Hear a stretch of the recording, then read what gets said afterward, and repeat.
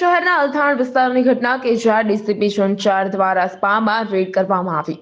વેસુ વિસ્તારમાં એમ્બેસ હોટલમાં રેડ કરવામાં આવી હતી કે જ્યાં સ્પાની આડમાં દેહ વેપાર કરવામાં આવતો હતો।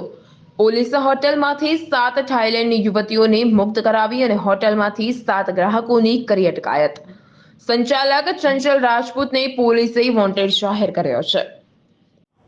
ગઈકાલ રાતે નાયબ પોલીસ કમિશનર શ્રી ઝોન 4 સાહેબને બાતમી હકીકત મળેલ કે ભીમરાણ કેનાલ રોડ પર હોટેલ એમ્બેસીમાં કેટલીક મહિલાઓ સ્પાનું કામ કરી રહેલ છે, જેમાં મસાજના બાના હેઠળ દેહ વિક્રયનો વેપાર કરી રહેલ હોય તેવું હકીકત મળેલ હતી।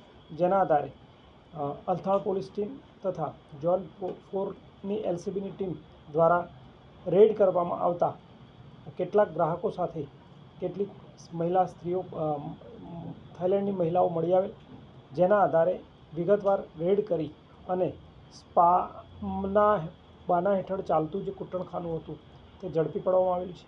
સદર કૂટણખાનામાં 91 મહિલા મળેલ છે અને 7 ગ્રાહક મળેલા છે, જેમાં 7 ગ્રાહકોની ધરપકડ કરવામાં આવેલ છે। આ સિવાય 3 આરોપીઓ જે મુખ્ય છે, જે સંચાલન કરતા હતા, જેમણે પોતાના તાબામાં મહિલાઓને રાખેલ હતી તે, અને જે પૂરી પાડતા હતા, સપ્લાય કરતા હતા, તે 3 આરોપીઓને વોન્ટેડ બતાવવામાં આવેલા છે।